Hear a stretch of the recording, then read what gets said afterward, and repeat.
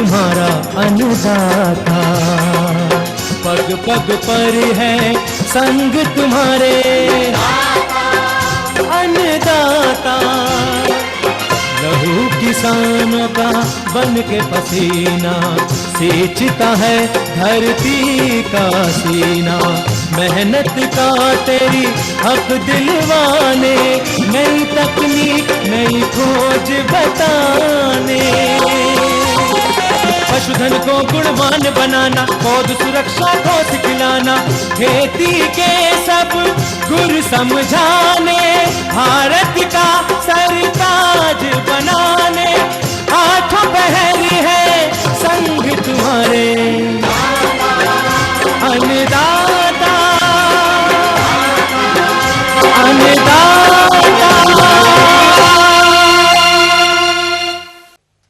नमस्कार, मैं शालिनी आप सभी दर्शकों का अन्नदाता कार्यक्रम में स्वागत करती हूं। हर रोज की तरह कार्यक्रम में हम लेकर आते हैं खेती बाड़ी से जुड़ी हुई बहुत सी लाभकारी जानकारियां। तो चलिए सबसे पहले देखते हैं क्या है विशेष आपके लिए आज के कार्यक्रम में। झरबेरा की वैज्ञानिक विधि से खेती भाग 2।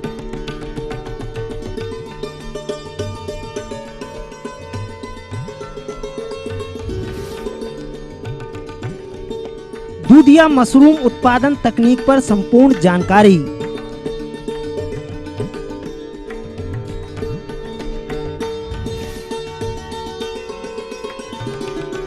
आम के बागों में फल मक्खी कीट का नियंत्रण।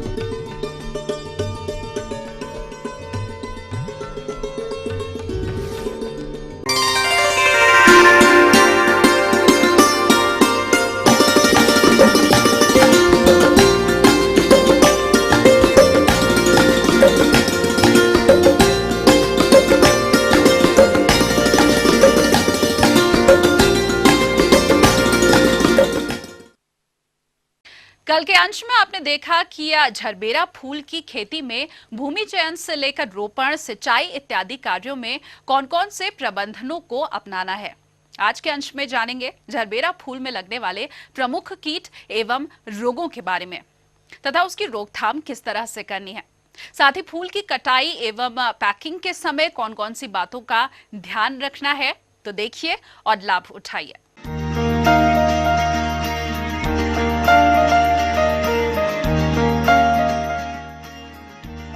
बहुत सुरक्षा उपायों पर विशेष ध्यान की जरूरत होती है, क्योंकि झरबेरा में मुख्य रूप से सफेद मक्खी, माहू माइट, थ्रिप्स, लाल मकड़ी तथा पत्ती काटने वाले हानिकारक कीटों का प्रकोप होता है, जो फसल एवं फूलों को काफी क्षति पहुंचाते हैं, जिसके कारण फूल उत्पादक को काफी नुकसान उठाना पड़ता है।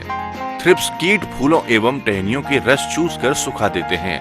इसके नियंत्रण के लिए 2 मिलीलीटर मोनोक्रोटोफास या नुवान 1.5 मिलीलीटर या डाइमेथोएट 2 मिलीलीटर या वर्टीमेग 0.4 मिलीलीटर दवा को प्रति लीटर में मिलाकर छिड़काव करना चाहिए।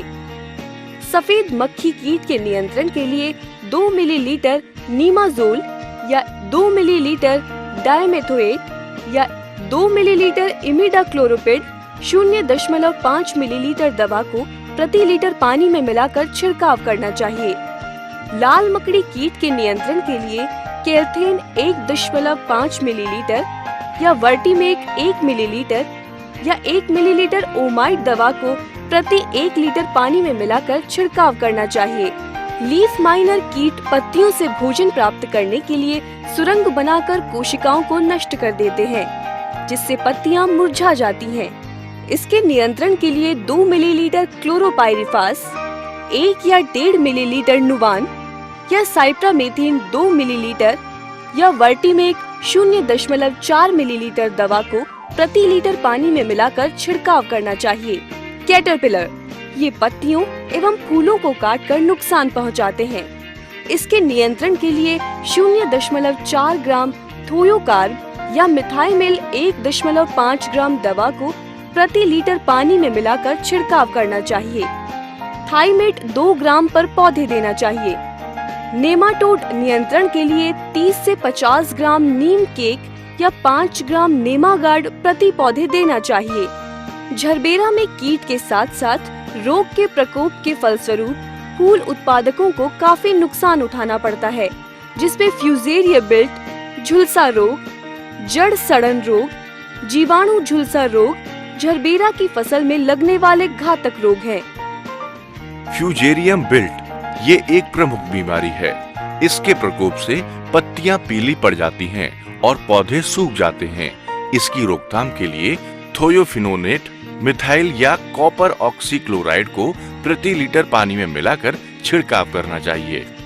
झुलसा रोग के प्रकोप के फलस्वरूप पत्तियों में शुरू में हल्के रंग के धब्बे बनते हैं, बाद में भूरे रंग के हो जाते हैं और पत्तियां झुलस जाती हैं। इसकी रोकथाम के लिए केल्थेन दवा 0.4 ग्राम अथवा सल्फर 1.5 ग्राम दवा को प्रति लीटर पानी में मिलाकर छिड़काव करना चाहिए। जड़ सड़न रोग से जड़ों में काली शिराएं बनती हैं, जो बाद में सड़ने लगती हैं। इस रोग से बचने के लिए कार्बेंडाजिम 2 ग्राम या 3 ग्राम बीनोमाइल प्रति लीटर पानी में मिलाकर छिड़काव करना चाहिए। जीवाणु झुलसा रोग में पत्तियों पर धब्बे बनते हैं, जो धीरे धीरे लंबी धारियां बना देते हैं और बाद में पौधे सूखने लगते हैं। इसकी रोकथाम के लिए स्टेप्टोसाइक्लिन 0.2 मिलीलीटर, कॉपर ऑक्सीक्लोराइड 1.5 ग्राम या कॉपर हाइड्रोक्साइड 1.5 ग्राम प्रति लीटर पानी में मिलाकर छिड़काव करना चाहिए। क्राउन रॉट रोग के नियंत्रण के लिए कॉपर ऑक्सीक्लोराइड 1.5 ग्राम या कॉपर हाइड्रोक्साइड 1.5 ग्राम प्रति लीटर पानी में मिलाकर छिड़काव करना चाहिए। झरबेरा फूल रोपण के 6 से 7 सप्ताह बाद फूल आने लगते हैं। झरबेरा फूल 2 पंखुड़ियों की पंक्तियों को खिल जाने के बाद ही तोड़ना चाहिए, क्योंकि अविकसित फूल की वृद्धि के लिए अधिक ऊर्जा की आवश्यकता होती है। फूलों को काटने से पुष्प वृंत का कुछ भाग पौधे पर ही रह जाता है, जिससे कि पौधा सड़ने लगता है और नई प्ररोह का विकास भी नहीं हो पाता। फूलों की तुड़ाई के बाद उनको नीचे से थोड़ा काटकर तुरंत पानी में डाल देना चाहिए। झरबेरा फूल की छटाई एवं ग्रेडिंग करना जरूरी है तथा झरबेरा के फूलों को लंबे समय तक संग्रहित नहीं किया जा सकता है। फूलों को 2 डिग्री सेल्सियस पर आर्द्रता ग्राही बक्सों में 2 दिन तक रखा जा सकता है। वहीं पानी में फूलों को 4 डिग्री सेल्सियस पर 4 से 7 दिनों तक संग्रहित किया जा सकता है। पुष्प वृंत 40 सेंटीमीटर लंबा, सीधा एवं मजबूत होना चाहिए। फूलों को पैक करने के पूर्व उपचारित करना आवश्यक है, जिससे फूलों को अधिक समय तक सुरक्षित रखा जा सके। इसके लिए फूलों को 10% सुक्रोज तथा 4 ppm सिल्वर थायोसल्फेट के घोल में 8-10 मिनट रखते हैं। इससे फूलों की गुणवत्ता लंबे समय तक बनाए रखी जा सकती है। झरबेरा फूल को गत्ते के डब्बे में पैक किया जाता है। इसके लिए 122 centimetre by 50 centimetre by 30 centimetre के गत्ते के डब्बे प्राय प्रयोग में लाए जाते हैं। 25-25 फूलों के बंडल बनाकर डिब्बों में रखे जाते हैं। फूलों की एक सतह लगाने के बाद ऊपर से अखबार बिछा दिया जाता है। इसके ऊपर पुनः फूलों की एक सतह लगा दी जाती है। यदि झरबेरा के फूलों की उत्पादन की बात है तो इसकी पौध संख्या एवं पौध गृहों के वातावरण, जलवायु एवं पौध की किस्म पर निर्भर करती है। पाली हाउस में झरबेरा से 1 वर्ग मीटर में 1 वर्ष में लगभग 200 से 250 फूल तक प्राप्त हो जाते हैं। जहाँ तक इसके आर्थिक आकलन की बात है तो झरबेरा फूल की खेती की शुरुआत यदि 1000 वर्ग मीटर से करते हैं तो पॉली हाउस निर्माण, पॉलीथीन शीट, ड्रिप प्रणाली, बेड निर्माण तथा पौध मूल्य पर लगभग 9 लाख रुपए खर्च होते हैं। ये पौधे 3 वर्ष तक फूल उत्पादन करते हैं तथा पॉली हाउस, ड्रिप प्रणाली 15 वर्ष तक चलते हैं तथा प्रति वर्ष लगभग 4.5 लाख शुद्ध आमदनी मिल जाती है।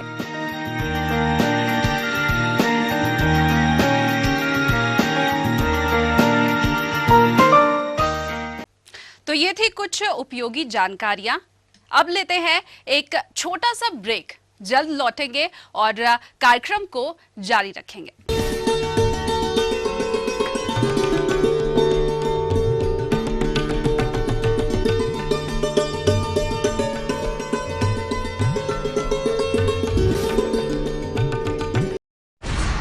ये नहीं है कोई परियों की दास्तां, ना ही सास बहू की है ये कहानी, ये दास्तां है सच्ची वारदातों की, दिल दहला देने वाले अपराधों की।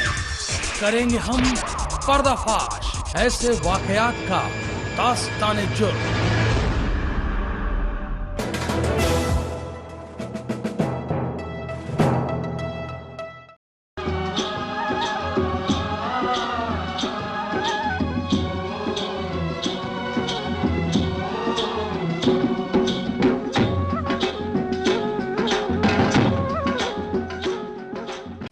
ब्रेक के बाद एक बार फिर से आप सभी दर्शकों का अन्नदाता कार्यक्रम में स्वागत है। बढ़ते हैं अगली प्रस्तुति की ओर।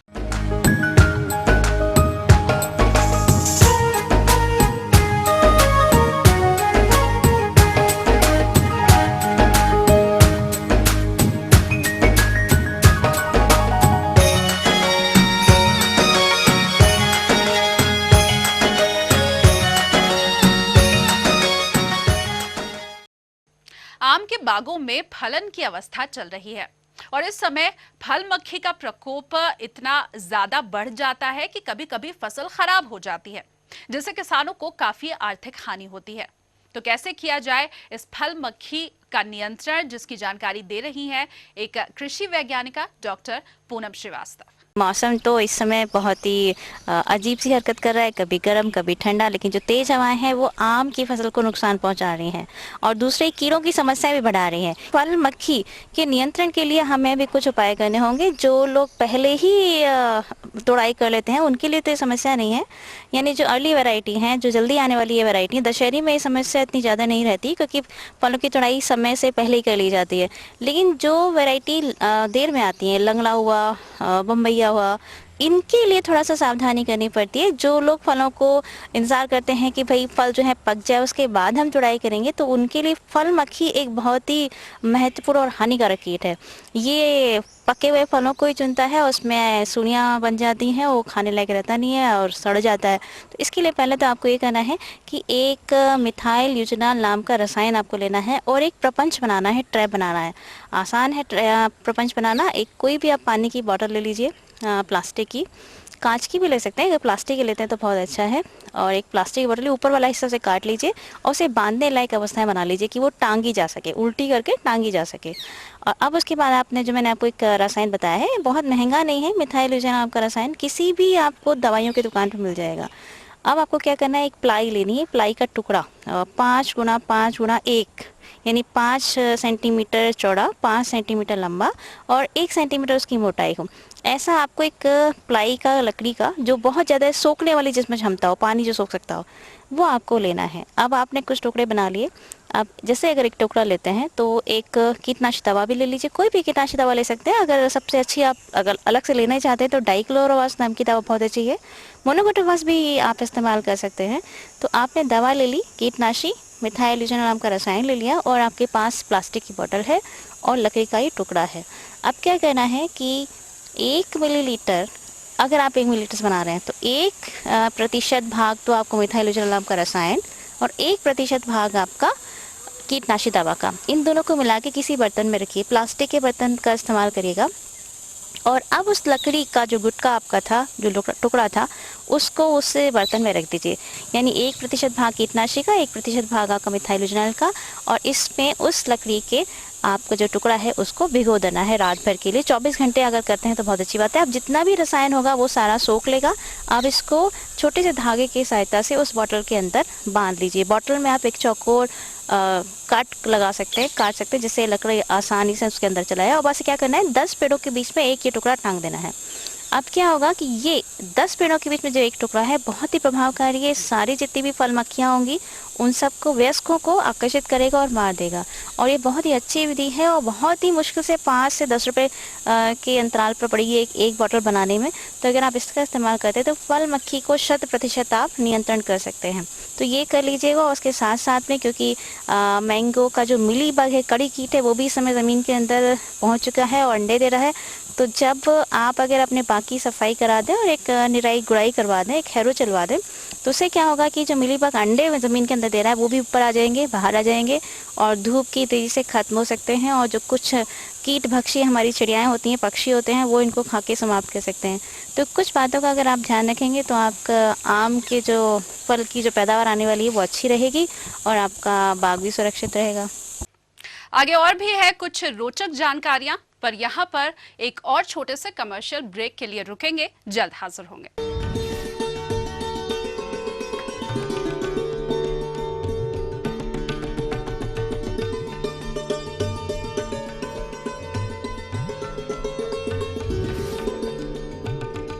करना घर का काम हो या बनानी हो भीड़ में पहचान, खूबसूरत रहने के नुस्खे भी हैं और फैशनेबल बनने के ट्रिक्स भी। शौक उभारने की पाठशाला भी है और संगनी क्वीन की कहानी भी। ये सब और बहुत कुछ सिर्फ संगनी फॉर टुडेज वुमेन के साथ।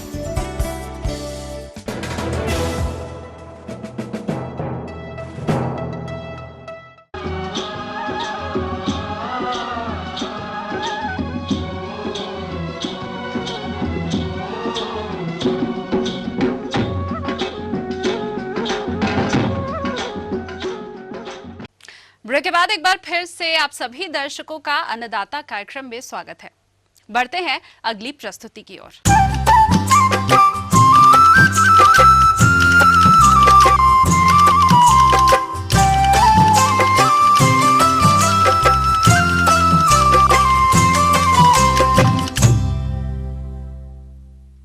किसान भाइयों, आज के समय में कम लागत में अधिक आय देने वाले व्यवसायों को अपनाने की जरूरत है और इस दिशा में दुधिया मशरूम उत्पादन की तकनीक एकदम खरी साबित होती है, क्योंकि इस समय दुधिया मशरूम उगाने का उचित तापक्रम एवं वातावरण हमारे प्रदेश में आ चुका है। इसीलिए दुधिया मशरूम उत्पादन के बारे में समस्त जानकारियां जानिए कार्यक्रम में इस माध्यम से। नमस्कार किसान भाइयों, मैं आपको बताना चाहता हूं मशरूम की खेती के बारे में। मशरूम की बहुत सारी प्रजातियां हैं जो लगाई जाती हैं, लेकिन 3 तरह की मशरूम ही किसानों के लिए रिकमेंड किया जाती है, बताई जाती है लगाने के लिए, जिसमें से बटन मशरूम है पहला, जो जाड़े के महीनों में होता है। दूसरा है डिंगरी मशरूम, जो साल में 2 या 3 बार होता है। तीसरा जो है दुधिया मशरूम, जिसका समय इस समय उपयुक्त है। ये दुधिया मशरूम आप इसको लगा सकते हैं। दुधिया मशरूम लगाने के लिए इतना ध्यान देना है आपको, जब आपका 30 से 35 डिग्री तापमान रहे तभी आप इसकी खेती कर सकते हैं। इस समय अप्रैल के महीनों में आप इस दुधिया मशरूम की खेती कर सकते हैं। दुधिया मशरूम की खेती करने के लिए ये ध्यान देना है कि आप जिसमें खेती करेंगे वो माध्यम आपका गेहूँ का भूसा हो सकता है, धान का पुआल, मक्के की कुट्टी, बाजरा, ये जो खली है पशु चारे के रूप में लेते हैं, उसको में आप मशरूम की खेती कर सकते हैं। इस दुधिया मशरूम को में खेती करने के लिए सबसे पहले ये ध्यान देना है, जो भी माध्यम हम लेते हैं इस माध्यम को पहले उपचरित करते हैं। उपचरित करने के लिए आप रासायनिक विधि से 100 लीटर पानी में 125 ml फार्मलिन और 7 ग्राम बावास्टीन डालने के बाद उस माध्यम को उसमें डाल देंगे। डालने के 10 या 12 घंटे के बाद उसको निकालते हैं। निकालने के बाद जहाँ फर्श पे उसको फैलाते हैं, उस फर्म को भी फार्मलिन से ट्रीट करते हैं ताकि कोई बैक्टीरिया फंगस न रहे, क्योंकि मशरूम ही एक फंगस है। फिर उसको फैलाते हैं। फैलाने के बाद जब 60% तक नमी रह जाती है तब जाके उसमें बिजाई करते हैं। बिजाई करते समय उसमें 5% के हिसाब से गेहूं का चोकर भी मिला देते हैं और 4% के हिसाब से बीज को मिलाते हैं। बीज को इतना ध्यान देना है कि बीज स्वस्थ हो, चिपचिपा न हो, लसलसा न हो, तभी जाके आपकी मशरूम की पैदावार अच्छी होगी। आप प्रमाणित संस्था से ही आप मशरूम के बीज को लें। जब आपकी 60% तक नमी रह जाती है उसमें आप बिजाई करें। बिजाई करने के बाद पारदर्शी पॉलीथीन की थैलियों में भर दें। भरने के बाद उसको अच्छी तरह से उस बैग में 10 या 12 सुराख कर दें ताकि उसमें एरेशन होता रहे। फिर उसको बंद कमरे में, जहां एक झाक्स की व्यवस्था है, उसमें ले जाके रख देंगे।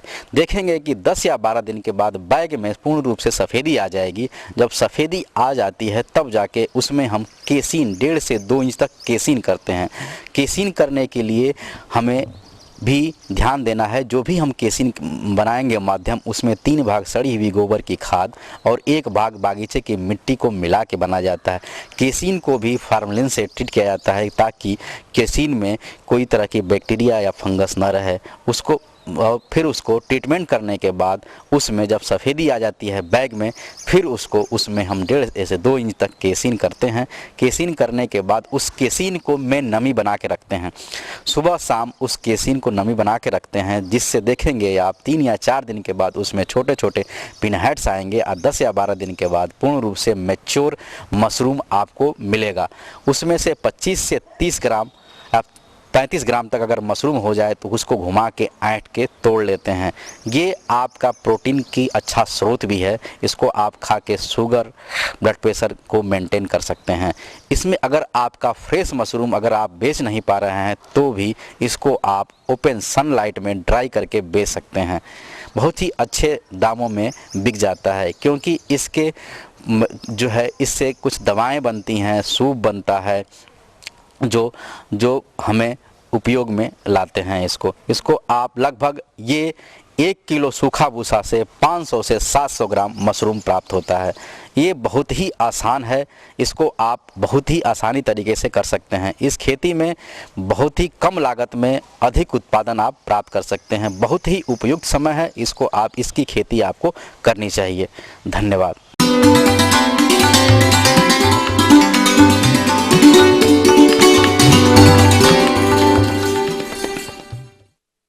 अन्नदाता हेल्पलाइन निशुल्क फोन संपर्क सेवा के माध्यम से आपके द्वारा पूछे गए प्रश्नों में से 1 या 2 महत्वपूर्ण प्रश्नों को हम अपने कार्यक्रम में शामिल करते हैं, और इसी के तहत आज का चयनित प्रश्न और उसका जवाब अब देखिए। अन्नदाता निशुल्क फोन संपर्क सेवा के माध्यम से गटवार जिला बिलासपुर से अरविंद सिंह ने यह दुधारू पशुओं में पाइका रोग की समस्या के निदान पर जानकारी चाहते हैं। तो अरविंद जी, आपकी जानकारी हेतु प्रस्तुत है कार्यक्रम का यह अंश। पशु के लिए बहुत हानिकारक स्थिति पैदा हो जाती है। अब सबसे पहला पॉइंट आता है कि आखिर पशु पॉलीथीन क्यों खाता है, पॉलीथीन खाने का क्या कारण हो सकता है।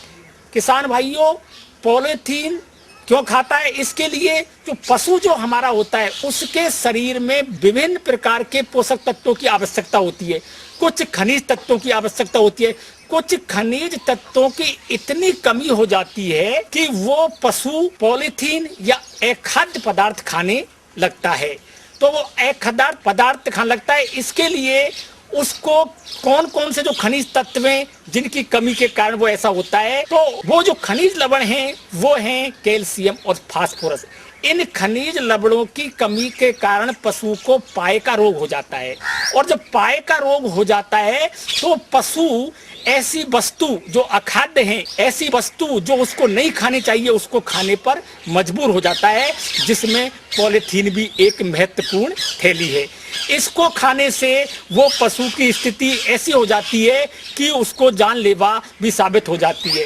दूसरा, पाए का रोग, जो अगर आप समय पर अगर कृमिनाशक दवाएं देंगे तो डीवर्मिंग करेंगे तो पाए का रोग भी नहीं होगा। तो पाए का रोग को बढ़ाने में डीवर्मिंग आपको मतलब नहीं करने का एक कारण हो सकता है। दूसरा क्या होता है कि पशु, आप जो गांव जो आवासीय कॉलोनी है वहां पर हम लोग क्या करते हैं, जो सब्जियां होती हैं, जो बेकार वस्तु होती हैं, उसको पॉलीथीन की थैली में भर के और फेंक देते हैं। जब हमारे पशु को हम आवारा छोड़ देते हैं तो पशु उन आवासीय कॉलोनियों में जाकर और उनको थैली को खा लेता है। तो ये विभिन्न जो 3-4 जो कारण बताए, इसके कारण वो पशु खाता है। अब पशु ने उस थैली को खा लिया तो उसके क्या लक्षण हो सकते हैं, तो इसके लक्षण मैं आपको बता रहा हूं। सबसे पहले क्या होगा कि पशु ने जो थैली खाई वो पेट में जाकर उसके रूमन में एकत्रित हो जाती है, जिससे आफरा आ जाता है। पशु के पेट में हवा एकत्रित हो जाती है, उससे आफरा आ जाता है। पशु को भूख नहीं लगती, पशु जुगाली नहीं करता, पशु कमजोर हो जाता है और वो कभी कभी ऐसी स्थिति आ जाती है कि पशु, क्योंकि वो जो थैली है वो पचती नहीं है, इसलिए कभी कभी ऐसी स्थिति आ जाती है कि समय पर अगर उसका इलाज नहीं कराया, पॉलीथीन को नहीं निकलवाया तो जानलेवा भी वो हो सकती है। किसान भाइयों, निदान का एक ही तरीका है, जिन खनिज तत्वों की कमी के कारण वो अखाद्य पदार्थ खा रहा है, उन खनिज तत्वों की पूर्ति आप आहार में करें, यानी कैल्शियम, फास्फोरस, यानी संपूर्ण जो आहार है उसके अंदर आप मिनरल मिक्सचर की मात्रा अवश्य रूप से दें, विशेषकर उसमें कैल्शियम और फास्फोरस दें। इनकी पूर्ति के लिए नेचुरल रूप से हरा चारा दें। हरा चारा कैल्शियम की पूर्ति कर देगा, फास्फोरस की, मैग्नीशियम की पूर्ति कर देगा। इसके अलावा मार्केट के अंदर मिनरल मिक्सचर की थैली आ रही हैं। निःशुल्क दवा योजना के तहत 2 रुपए की थैली मिनरल मिक्सचर की मिल रही है, वो भी आप पशुओं को डेली खिलाएं, 50 से 60 ग्राम बाट के साथ खिला दें तो उससे भी वो, उसका एक तरह से उपचार हो जाएगा, वो नहीं खाएगा। दूसरा है, आप समय समय पर हर 3 महीने पर आप कृमिनाशक दवा एल्बेंडाजोल दें। एल्बेंडाजोल देने से उसके पेट में जो कीड़े बनते हैं, वो कीड़े जो खनिज तत्व को खत्म कर देते हैं, उनकी कृत्रिम अभाव पैदा हो जाता है, तो वो आप अगर उसकी डिवर्मिंग करेंगे तो पाए का रोग नहीं होगा। दूसरा, पशुओं को आप आवारा, जो कॉलोनी में जो आप आवारा पशुओं को छोड़ देते हो थैली खाने के लिए, वहां कभी नहीं छोड़ें। चरागाह में भी जब आप पशु छोड़ते हो तो विशेष ध्यान रखें कि वहां कोई थैली तो नहीं है, ये भी ध्यान रखते हैं। और चौथा जो इसका इलाज है वो है शस्य क्रिया, जो इसकी आप ऑपरेशन करके, रूमेटोपी जो ऑपरेशन होता है, और ऑपरेशन करके आप इसको बाहर निकलाएं, और यही इनके उपचार हो सकता है। इसलिए किसान भाइयों को मेरी महत्व, जिसमें सारे खनिज तत्व हों उनको आप जरूर दें। हरे चारे में आप बरसीम खिलाएं, रिजका खिलाएं, इससे उसके कैल्शियम और फास्फोरस की पूर्ति होगी। दाने में आप दूसरे दाने हैं जिसमें सोयाबीन है, जिसमें प्रोटीन, कार्बोहाइड्रेट प्रचुर मात्रा में पाई जाती हैं, ऐसे दानों को अगर आप खिलाएंगे तो ये पॉलीथीन नहीं खाएगी और आपकी समस्या का समाधान हो जाएगा।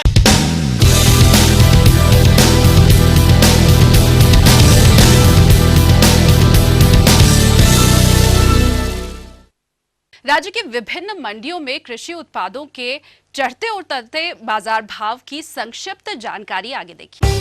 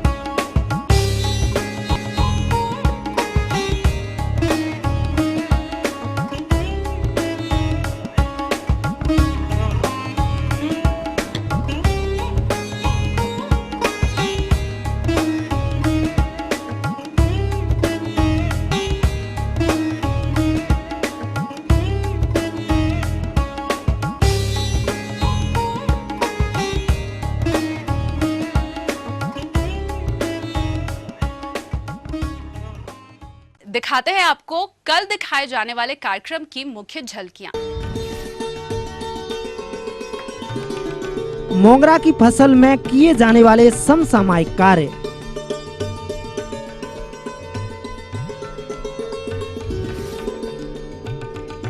हम ये उम्मीद करते हैं कि आज का कार्यक्रम आप सभी दर्शकों के लिए उपयोगी रहा होगा। किसान भाइयों, अन्नदाता आपकी सेवा के लिए संकल्परत है। कृषि संबंधित समस्या और सुझावों के लिए आप हमें इस पते पर संपर्क कर सकते हैं। प्रोड्यूसर अन्नदाता, ETV Haryana, Himachal Pradesh, Ramoji film city, Hyderabad 501512। साथ ही आप हमें ईमेल भी कर सकते हैं। हमारा ईमेल है annadaata.hp@etv.co.in।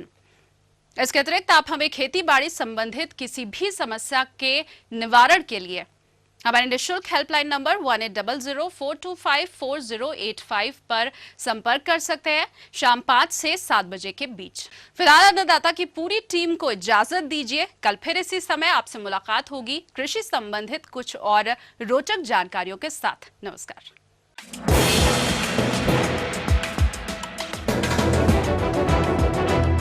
आप देख रहे हैं ETV न्यूज हरियाणा हिमाचल प्रदेश, खबर ही जीवन है।